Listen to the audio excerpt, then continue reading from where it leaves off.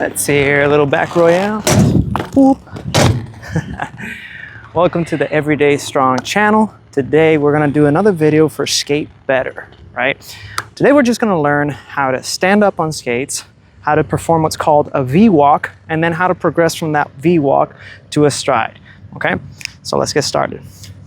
The first thing I like to teach in my workshops, and if you've been to any of the Skate Better workshops live, you know that I like to work with fundamentals and warming up. And through our warm-ups, we kind of learn the fundamentals along the way, right? If you want to check out the warm-ups, there's another video at the channel. Subscribe and like. Bam!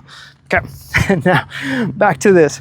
For standing up, I like to start everybody always just in a kneeling position like this.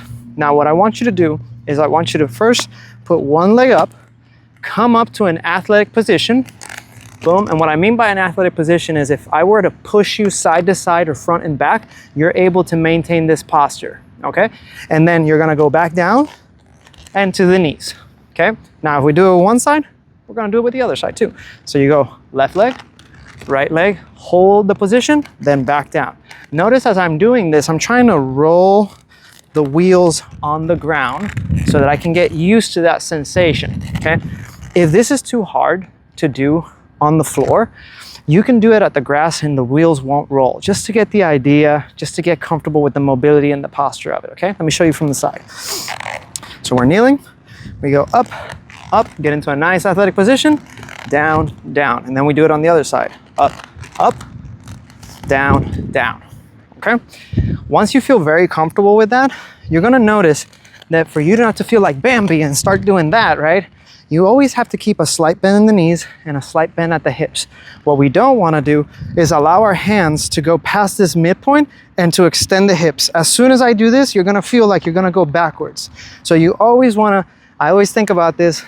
Ricardo Lino said it in one of his videos and I absolutely loved it and I've used it ever since.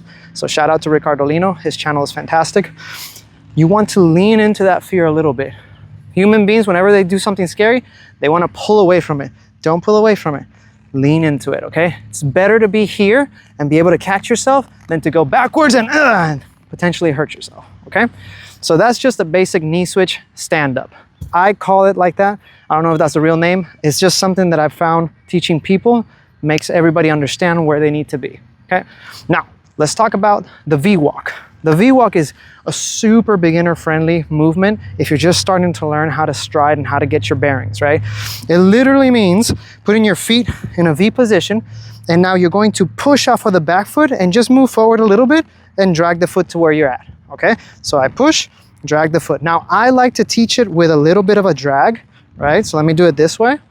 So you go here, drag. That way you're more in control as you're dragging that foot, right?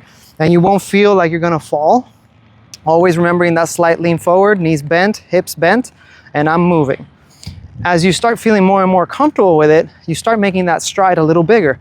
And you can drag it a little bit more, drag it a little bit more, right? But it's just teaching you how to push yourself forward, how to stride forward, because we need to learn how to keep that back leg almost like at a 45-degree angle and pushing and pushing. Once you start feeling more and more comfortable, then you can start trying not to drag that back foot and just letting it flow, letting it flow, letting it flow, okay? The other reason why I like to teach dragging the foot in the beginning is because it serves as a stopping mechanism. So you're having a 2-for-1 deal. You're learning how to do what's called a drag stop, right? So if I'm going that way and I'm doing my stride, oh my God, I'm going too fast, let me stop. Stopping by dragging the back foot, okay? And then I can do it again. Oh my God, I'm going so fast, so dangerous, drag the back foot. And then 3-in-1 deal, when you start learning how to do grinds, that drag stop is also a very similar position to what's called a Mizu, okay? But we're not gonna talk about that today, so don't worry about it. Now, last thing we're gonna talk about, if you already have a good V-walk, you're feeling confident with it, start making those strides bigger, start trying to move across your space a little better. If you don't feel confident using the drag stop to stop, you can plan it out. You see there's like grass in the background there? You can plan it out so that you can skate up to the grass and then make a little hop and just land safely on the grass, okay? But here's what I want you to practice. You're gonna start with your knees down, you're gonna get up, and then you're gonna push, push, push. If you feel comfortable, drag stop, whoop, back down to the floor, back up, and push, push, push. Now try to drag stop on the other foot, makes it a little tougher, and then finish, okay? Now, go out, practice this, get very comfortable with it, and when you're ready, go to the next video. Remember to subscribe, remember to like, leave a comment down if you have any questions, and I'll keep making them if you keep liking them. Peace.